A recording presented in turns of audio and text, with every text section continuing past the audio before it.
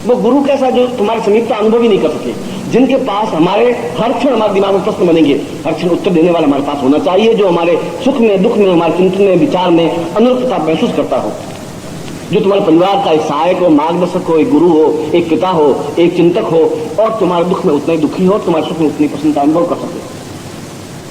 और जब ऐसी स्थिति बनती है तो गुरु और शिष्य का संबंध शरीर और प्राणों का बन जाता है, और बन जाता है तो उस प्राणों को शरीर से अलग कर नहीं सकते, कर सकते हैं साधना के माध्यम से, मगर शरीर उसमें बहुत तड़पता है।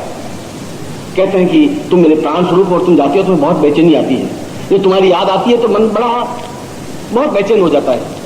जो अत्यंत प्रिय होता है, हम उससे जब दूर जाते हैं तब बड़ा ही एक छटपटाहट सी महसूस होती है, इसलिए कि प्राणों का कुछ हिस्सा दूर बैठा है, और यह छटपटाहट शिष्य में बने, ये गुरु की ड्यूटी है।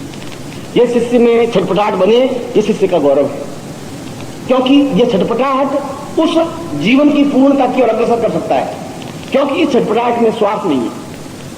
इस छटपटाहट में तुम्हारा उस गुरु से कोई शरीर का संबंध नहीं है। मैं कई बार कह चुका हूं, मैं तुम्हारा कुछ संबंध नहीं, तुम्हारा मेरा, मैं तुम्हारा बेटा नहीं हूं, मैं तुम्हारा बाप नहीं हूं, मैंने तुम्हें पैदा किया नहीं शरीर से, मैं तुम्हारा भाई भी नहीं हूं, मैं तुम्हारी बहन भी नहीं हूं, मैं तुम्हारी बहनों भी नहीं हूं, मैं तुम्हारा साला भी नहीं हूं, मैं तुम्हारे परिवार का नहीं हूं, मैं तुम्हारे समाज का नहीं हूं, मैं तुम्हारा संबंधी नहीं हूं, मैं कुछ हूं ही तुम्हारा, शरीर का संबंध तुम्हारा मेरा है ही नहीं। तुम्हारा मेरा प्राणगत संबंध है, आत्मागत संबंध है।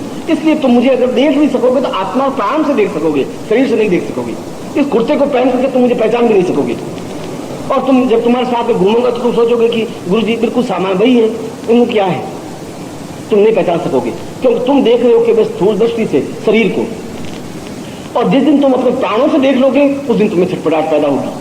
उस दिन मैं 2 घंटे नहीं आऊंगा तो तुम व्याकुल से अनुभव करोगे, गुरु जी आज आए नहीं, गुरु जी को देखा नहीं, सुबह के बाद 2 घंटे हो गए, गुरु जी को देखा नहीं। एक व्याकुलता, एक आतुरता, एक बेचैनी, एक छटपटाहट पैदा हो, ये शिष्य का सबसे बड़ा गौरव है, ये शिष्य की सबसे बड़ी उपलब्धि है, ये शिष्य की सबसे बड़ी पूंजी अगर शिष्य है तो। और ऐसी स्थिति में शिष्य गुरु के बिना रह नहीं सकता, और गुरु भी शिष्य के बिना रह नहीं सकता, क्योंकि वह गुरु है, पिता नहीं है, वो भाई नहीं है, कोई संबंधी नहीं है, वह गुरु है। और गुरु का पहला और अंतिम कर्तव्य शिष्य को अपने में पूर्णता देने की क्रिया है। अगर ऐसा नहीं करता तो भिक्षुक है, फिर तो वह तुम्हारे भीख पर, तुम्हारे 5 रुपए पर अपने जीवन यापन करने वाला है। वह तुम हो सकता है कि उसने 5 लाख रुपए इकट्ठे कर लिए हो, धोखे से, छल से, कपट से अपने शिष्यों को मूर्ख बना करके ऐसा कर सकते हैं, और करते हैं। मंदिर बना देते हैं, एक बहुत अपना आश्रम बना देते हैं, और ऐसा करते हैं। और मैं भी ऐसा कर सकता था, मैं इससे ज्यादा अच्छा आश्रम बना सकता था, मुझे इतनी क्षमता थी। शायद उन गुरुओं से, उनके 1000 गुरुओं को मिला करके जो पिंड बनाया जाए, मैं उससे ज्यादा समर्थ और सक्षम था भी, हूं भी, रहूंगा भी। मगर मैं इस प्रकार के ढकोसलेबाजी में विश्वास नहीं करता कि मेरे पीछे 5000 अनुयायी बने, ये चिंतन मेरा नहीं है। मेरे पीछे 10 भी बने, और 10 भी नहीं, मैं 5 भी बना सकूं, तभी मेरे जीवन की पूर्ण सार्थकता बन सकेगी। क्योंकि पूरे लंबे चौड़े आकाश और फलक में एक ही सूर्य है जो पूरे संसार को प्रकाशित कर सकता है, और 1000 तारे मिलकर के भी उस सूर्य की बराबरी नहीं कर सकते।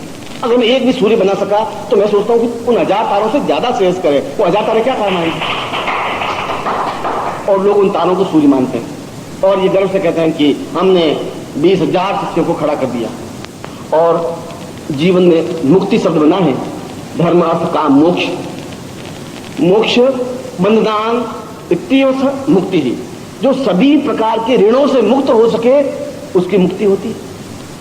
मुक्ति का मतलब मृत्यु नहीं, मुक्ति का मतलब को देवलोक में जाने का भी नहीं। मुक्ति का मतलब है कि मन चाह आकार ग्रहण करना, मन चाह रूप धारण करना, मन चाहे स्थिति प्राप्त करना, उसको मुक्ति कहते हैं। तुम्हारा जन्म हुआ, यह कोई अनहोनी घटना नहीं हुई, इसमें कोई विशेषता नहीं है, यह तो मामूली एक पुरुष, स्त्री और पुरुष की एक क्रिया है कि तुमने जन्म ले लिया, इसमें कोई परिवर्तन नहीं आया। और उस ब्रह्मांड को देखें जो इस लोक से ऊपर के हैं, तो सैकड़ों मृत प्राणी जो मरे हुए हैं, वे आत्माएं भटकती रहती, तड़पती रहती हैं, और वे भटकती इसलिए हैं कि उनको गर्भ चाहिए, और वे किसी गर्भ में प्रवेश चाहती हैं। और उस समय एक आत्मा जो स्वार्थी, झूठ, कपट की एक है, और उस समय एक क्रिया हो रही है गर्भ धारण की, रात्रि का टाइम में गर्भ धारण की क्रिया हो रही है, वो आत्मा पास से वो प्रवेश कर लेती है, और तुम्हारा प्रवेश भी ऐसा हो गया। इसलिए कोई विशेष क्रिया नहीं हुई, तुम्हारे अंदर सेलेक्ट करने की क्रिया नहीं है कि तुम जो चाहो वो गर्भ प्राप्त कर सको, वो तुम्हारे पास क्षमता नहीं है। ये विशेषता है मोक्ष की। विशेषता यह है कि अगर वह चाहे तो गर्भ धारण करे, गर्भ में प्रवेश करे, और जो चाहे वह गर्भ प्राप्त करे। उत्तम कोटि के मां, उत्तम कोटि के पिता का गर्भ धारण करे, वह उस आत्मा की विशेषता तब होती है। और ऐसा व्यक्ति मोक्ष प्राप्ति वाला हो सकता है। ऐसा भी हो सकता है कि गर्भ धारण करे नहीं और इस जीवन में रहे, सिद्धाश्रम में रहे, और वह 2 साल, 10 साल, 20 साल, 500 साल, 1000 साल भी रह सकता है, और 1000 साल के बाद भी जन्म ले सकता है राम के बाद। और वही तत्व पूरे 2500 वर्षों बाद उस कृष्ण के रूप में देव की गर्भ में जन्म लिया। 2500 वर्ष वो आत्मा रही और अपने आप में पूर्ण सक्षम रूप में रही, क्योंकि उस आत्मा में इतनी ताकत थी। इन दूसरी आत्माओं में सेलेक्ट करने की ज्ञान और चेतना अधिकार नहीं है, उनकी मजबूरी है, और उस मजबूरी में गर्भ में वो चले जाते हैं। वे उस भीड़ में से कोई भी एक हो सकता है वो दुष्ट आत्मा हो। इसलिए कभी कभी बहुत अच्छे ब्राह्मण के यहाँ दुष्ट पैदा हो जाते हैं, और कभी कभी बहुत दुष्ट व्यक्ति के यहाँ प्रहलाद पैदा हो जाता है, और सोचते हैं कि ऐसा ब्राह्मण शुद्ध सदाचारी के यहाँ ऐसा कपूत मांस खाने वाला कैसे पैदा हो गया। इसलिए पैदा हो गया कि उस समय उन्होंने उस गर्भ धारण करने की क्रिया को जीवन का आधार नहीं माना, एक क्षणिक सुख माना, देह सुख माना।